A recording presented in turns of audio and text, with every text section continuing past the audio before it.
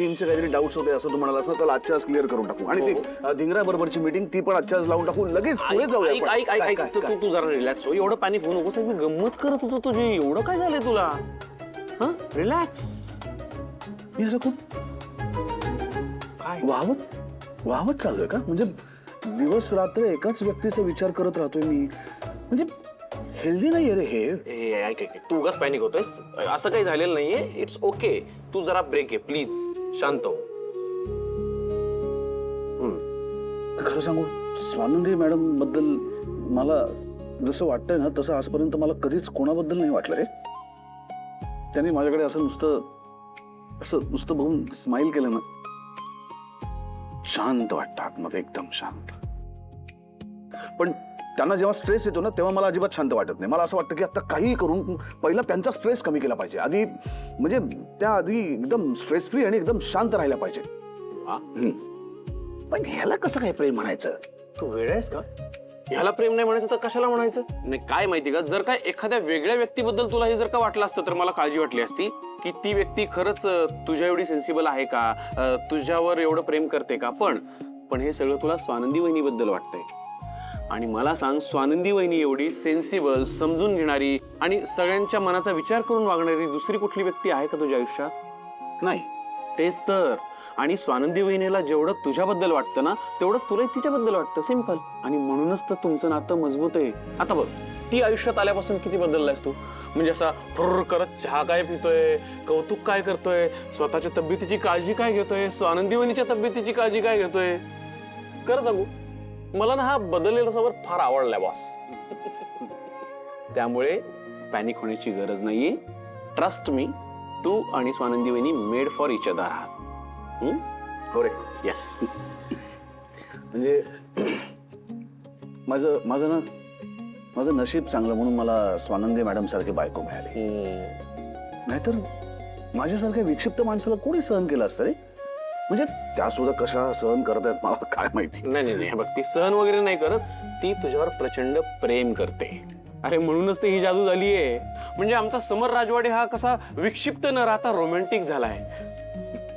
अरे अरे क्या बात आहे. अरे लाजतोयस कसला? घाबरे, तू आता माझ्यावरती येऊ नकोस. माझ्यावरती म्हणजे खरंच तेच सांगतोय मी तुला. काम कर. चल मला सांग आता पुढचं काय ते. अरे काम होत राहील रे. पण हे किती महत्वाचं आहे, जरा फील करे. प्रेम, स्वानंदी वहिनी, तू. क्या बात है. वाह. तू श्रीमंत घरात वाढलेली है ना, त्यामुळे कुठल्या जबाबदाऱ्या घ्यायच्या नाहीत है ना. फक्त ऑर्डरी सोडायच्या. हे आणा, ते आणा, ते आणा. सुष्मिताकडे बघ जरा. सुष्मिताकडे लहान आहे ना तुझ्यापेक्षा, है ना, पण तरी पण लग्न झाल्याबरोबर त्या घरात गेली आणि सगळे अधिकार मिळवले. चावी सुद्धा मिळवली तुमच्या घराची. आता बघ, आता जशी सुष्मिता म्हणेल तसं ते घर हालेल. You know what? No one is happy about this. आई, त्या घरात कोणीही हॅपी नाहीये. आणि मला तुम्ही सांगा की तुम्ही कुठल्या बेसिसवरती तिला आणि मला कम्पेअर करताय? हा, सुष्मिताने ना माझ्या भावाशी लग्न केलं, अंशुमनशी लग्न केलं ना, तिथेच ती चुकली आहे. तुम्ही प्राऊड नाही, तुम्ही ना यू शुड बी वरीड. तुम्हाला काळजी वाटली पाहिजे तिची. जाऊ नकोस ग माझ्या लेकीवर.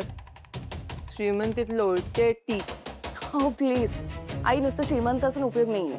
ओके, तिने स्वतःवरती खूप काम करायला पाहिजे आणि ते करायची तिची तयारीच दिसत नाहीये. बघितलं ना तुम्ही, लग्न झाल्यापासून किती ॲरोगंट झालीये ती. त्या रिसेप्शन मध्ये नंदुताईशी कशी वागली, कशी बोलली.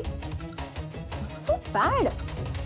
मग काय चुकलं तिचं? काय चुकलं तिचं? आई, नंदुताई ना सुष्मितापेक्षा मोठी आहे. ओके, सो सुष्मिताने नंदुताईचं ऐकलं पाहिजे. मग तिचं बरं होईल आणि तिच्या आयुष्यात तिचं भलं होईल, तिला फायदा होईल आयुष्यात. आणि नंदुताईचा रिस्पेक्ट वगैरे तर अजिबात करते ना ती. इनफॅक्ट कम्पीट करते तिच्या बरोबर.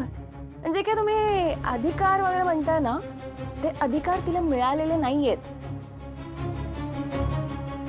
हट्ट करून मागून घेतलेत तिने. काय इमॅच्युअर बिहेवियर. पण आता एवढे सगळे अधिकार मिळालेत आणि त्यावरती काय करते ती? बरं झालं ना अधिकार मागून घेतले ते. किती दिवस स्वानंदी सगळंच आपल्या हातात ठेवणार आहे. आणि मागून घेतले काय मिळाले काय फरक काही पडत नाहीये. बास आज ते घर सुष्मिताच्या तालावर नाचतंय ना, ते महत्वाचं आहे. My god, you know what, you are unbelievable. तुम्हाला कुठली गोष्ट इम्पॉर्टंट आहे ना मला कळतच नाही. सिरियसली. समजून वगैरे घेऊ नको, एवढा त्रास देऊ नको. होय बनव, ये घेऊन ये. अप्पी, अप्पी,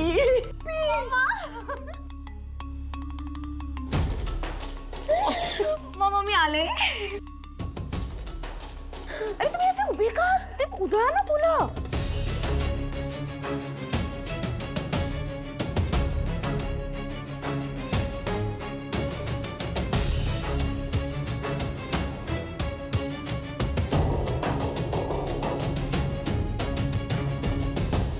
तुला सांगितलं होतं ना ते राऊंड राऊंड घेऊन ये आरतीचं ताट. जा पटकन. नारी दादा, बुके तुम्ही ते स्प्रिंकलिंग वाला आणा लवकर. हा पटकन पटकन पटकन.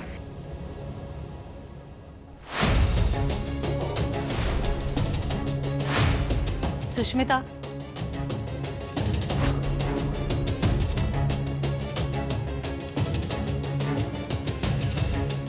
काय हे वागणं काय?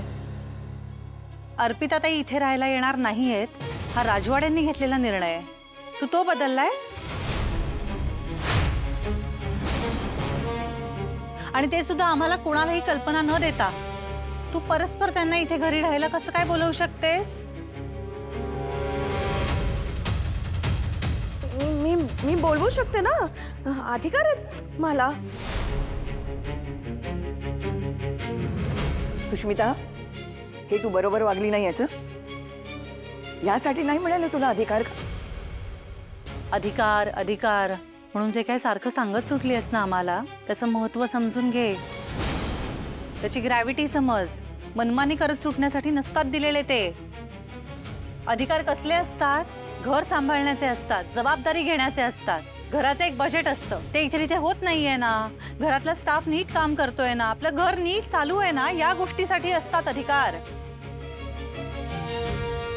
अधिकार या शब्दाचा अर्थ अधिकारशाही होत नाही, त्यात फरक आहे. तू म्हणशील तशा गोष्टी घडत जातील आणि मी म्हणेन ती पूर्व दिशा. असं नाही होणार आहे इथे. कुठल्या काळात जगतेस तू? अधिकार मिळाले म्हणजे तुला कुठल्या सिंहासनावर नेऊन बसवलंय आम्ही की तू राजा आणि बाकीची प्रजा गरीब आपण कसेही वागूया त्यांच्याशी? तुझ्या हट्टापोटी मोठ्यांनी काहीतरी ठरवलंय, पण मोठे जे काही बोलतात ना ते ऐकायचं.